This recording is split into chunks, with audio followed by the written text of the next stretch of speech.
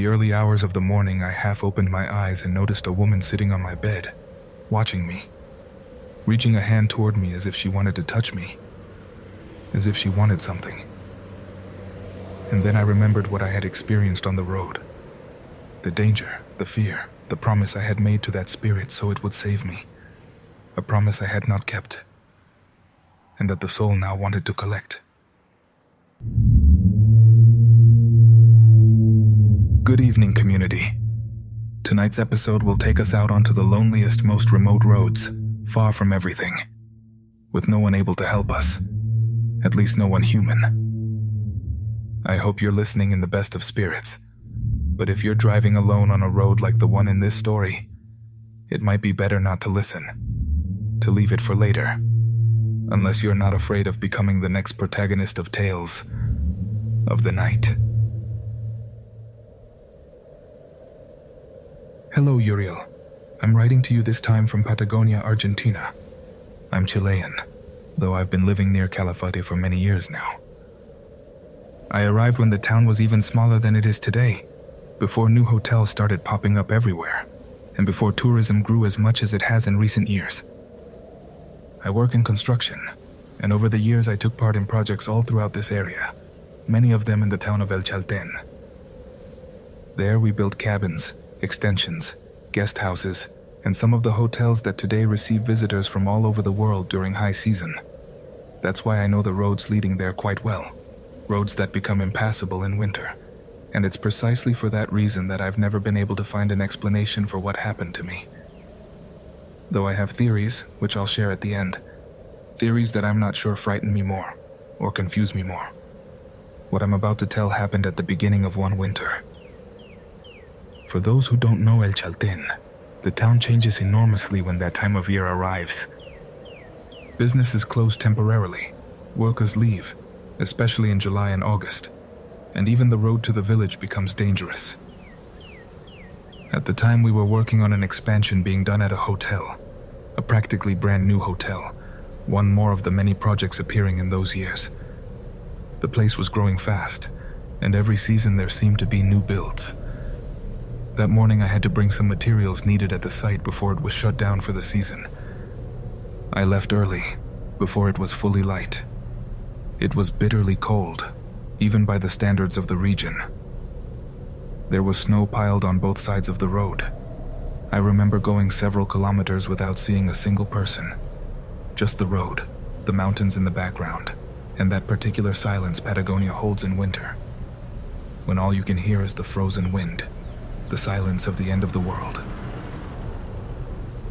I was thinking about work matters when I spotted something ahead.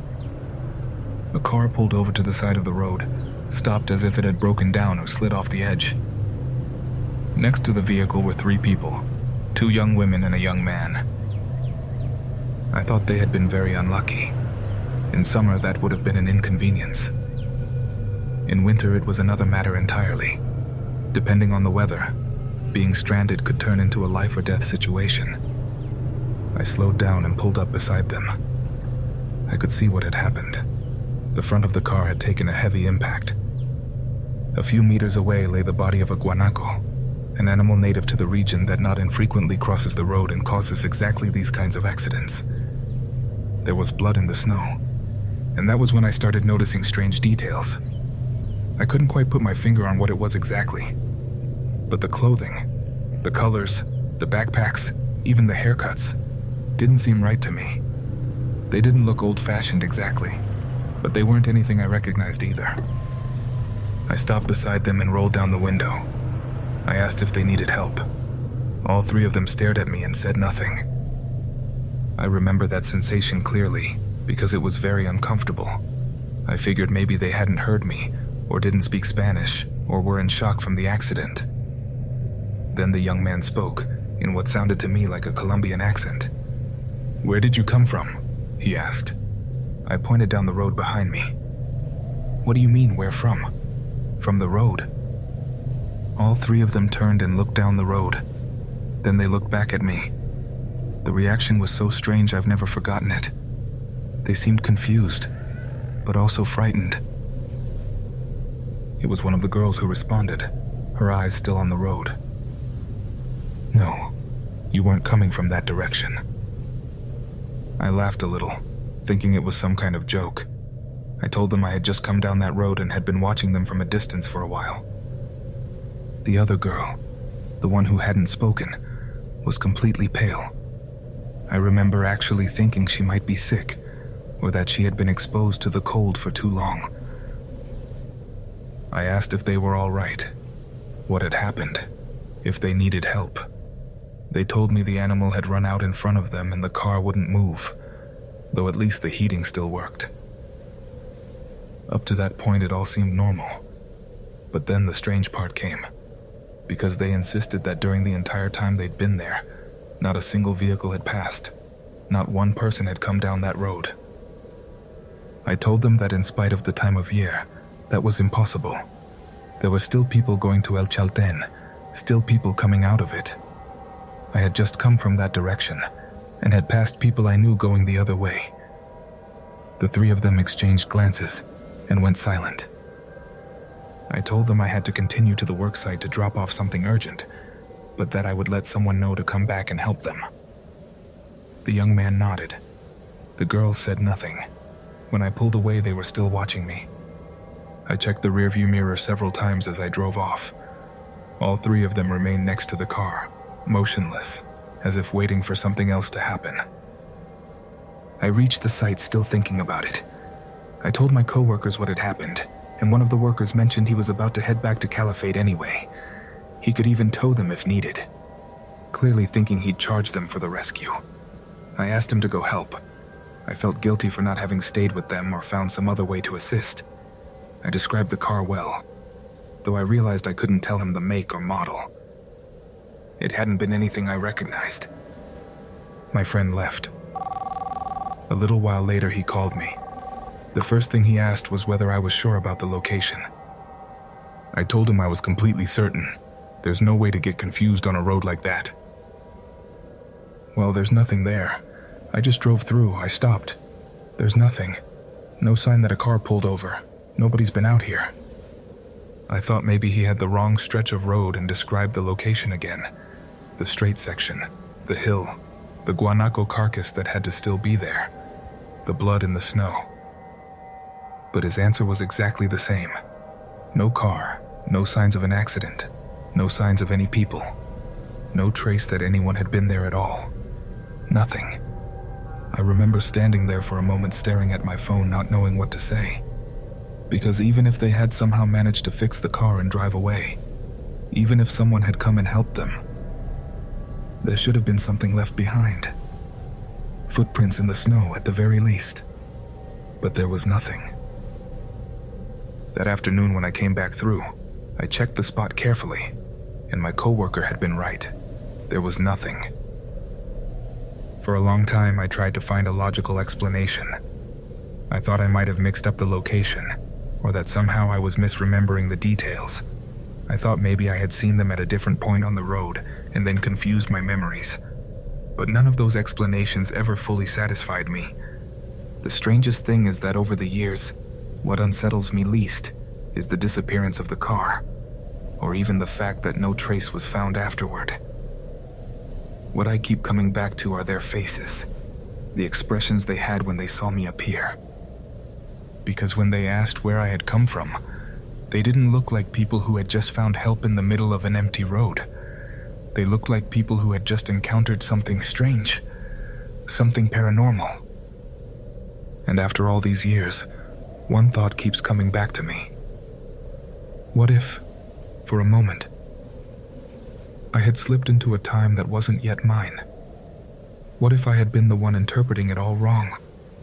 All these years, thinking something strange had happened to me, when really I had it backwards? They were the ones who had the supernatural experience. What if it was those three who saw the ghost? That early morning, community, was perhaps the most terrifying of my life. My name is Axel. I send my greetings to you, to the whole Tales of the Night community, and to the team. I'm writing from a small village in Guatemala.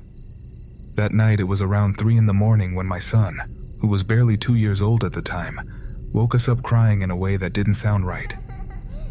My husband and I assumed he was probably having a nightmare, but when we picked him up, we realized he had a very high fever, and within minutes he began to convulse.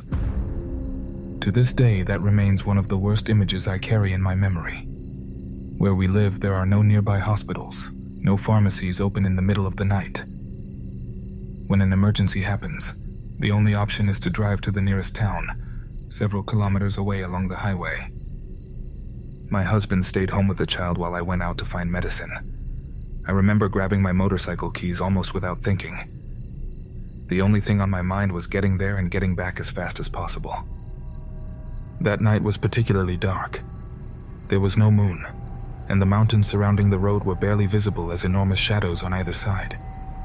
There were no other cars, no one else on the road, no houses, no lights. Only the sound of my motorcycle's engine keeping me company as I rode.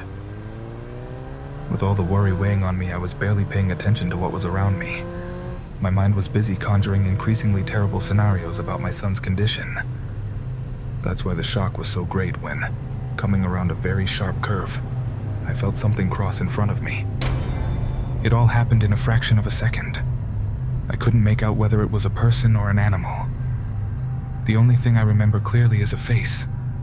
Pale, so close to mine that for an instant our eyes seemed to meet. Instinctively, I turned the handlebars to avoid hitting it.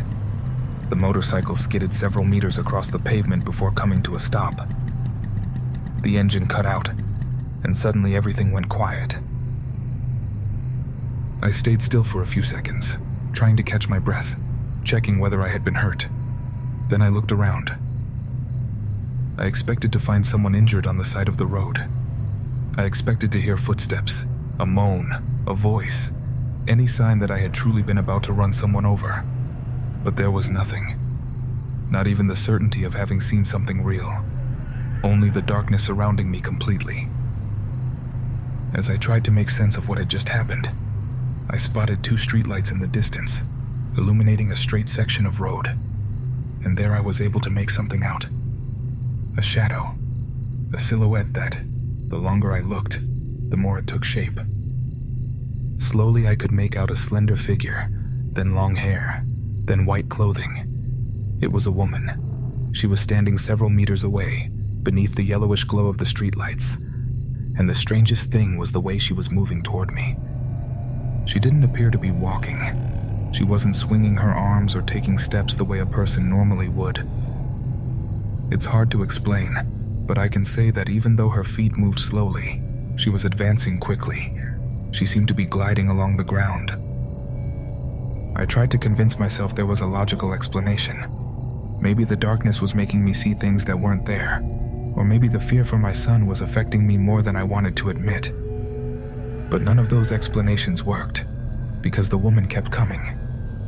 She advanced without taking her gaze away from my direction, until she stopped. I remember feeling an immediate sense of relief. I thought she would stay there. I even thought she might disappear, the way things do in stories I'd heard. I thought that if I could just start the motorcycle, I could leave and put the whole thing behind me, keep it as nothing more than a ghost story. But then she began moving again, and this time it was completely different. She started coming toward me faster and faster, not running, no sudden movements, but closing the distance, as if something invisible were pulling her toward me. The fear turned into panic. I tried to start the motorcycle, but the engine refused to respond. For a moment, I considered abandoning it and running, but the darkness behind me was so complete that I couldn't even make out where the road ended. I didn't know which was worse, staying or running blindly into the dark. So I did the only thing that came to me. I prayed. I kept repeating the Lord's Prayer while I kept trying to start the engine. That was when I heard it in the distance, a heavy motor. The headlights of a semi-truck appeared on the road and began growing closer. I never imagined that the sight of another vehicle could bring me so much relief. For a few seconds, the truck's intense headlights swept over the woman, and I saw her with complete clarity. She was still there, still advancing. And when the truck passed alongside her, the figure vanished. It dissolved in the light. just like in the stories. The truck's horn blared loudly.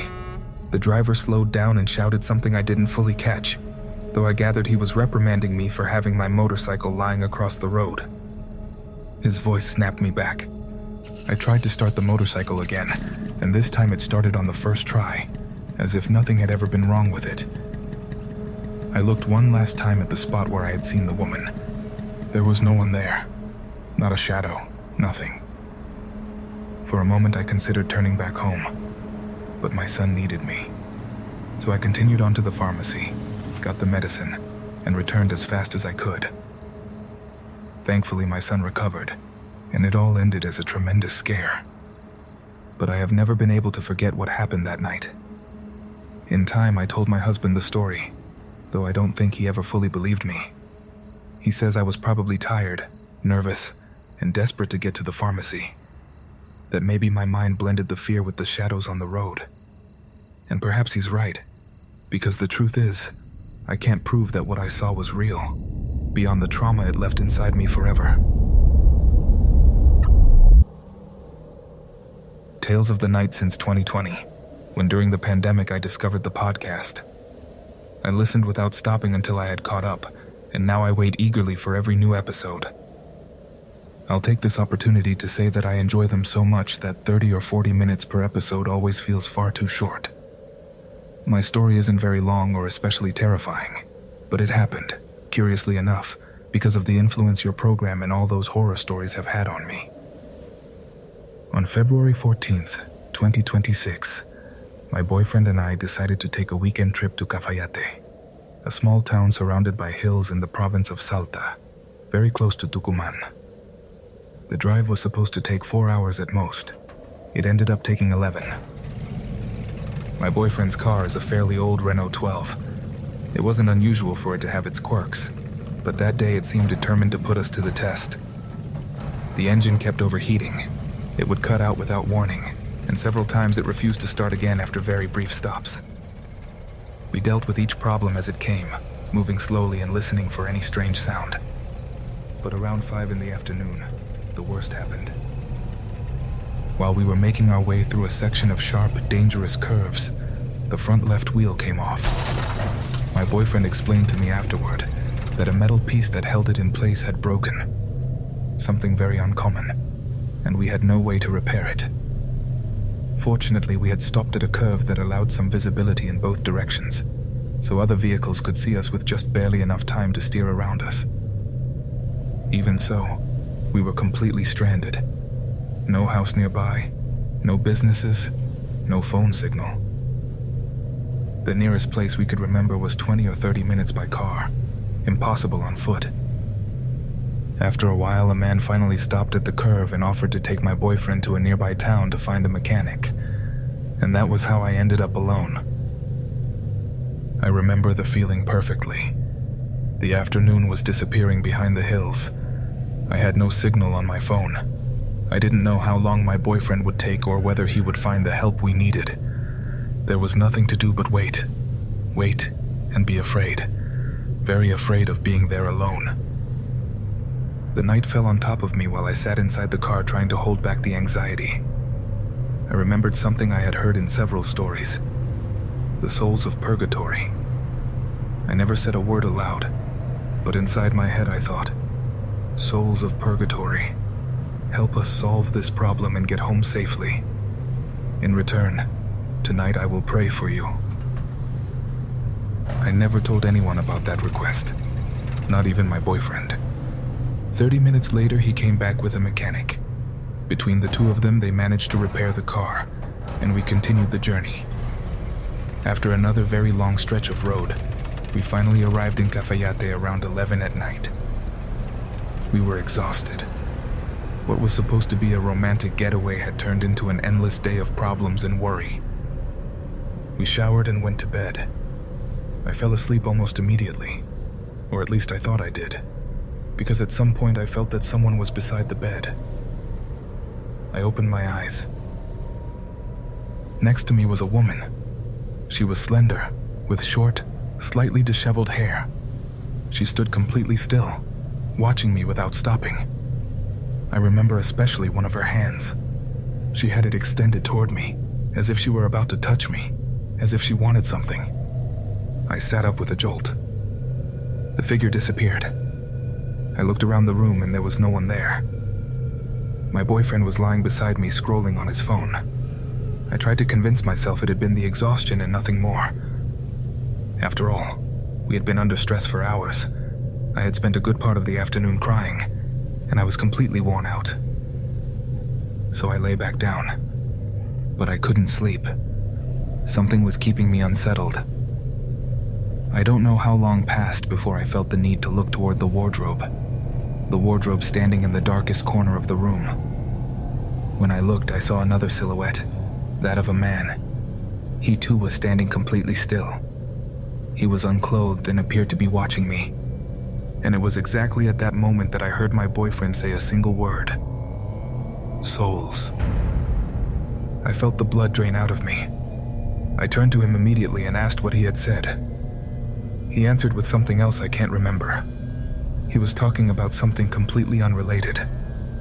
But I am completely certain of what I heard. I had never told him what I had thought that afternoon on the road.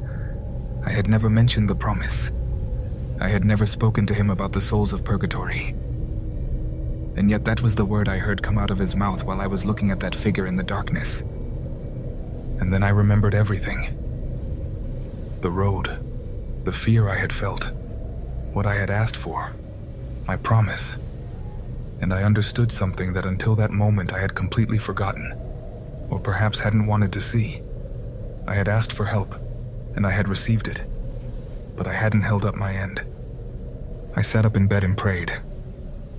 I asked for those souls exactly as I had promised to do hours before. After that, I was able to sleep without any trouble, and I never saw those figures again. And since then, I have not made another promise of that kind, because I believe that somehow it became very clear to me. All those stories about the souls of purgatory are real. They are willing to help us, but they are also willing to torment us until we keep our word. I send you all an enormous embrace, and thank you for accompanying me through every story. Wishing you all a very good night.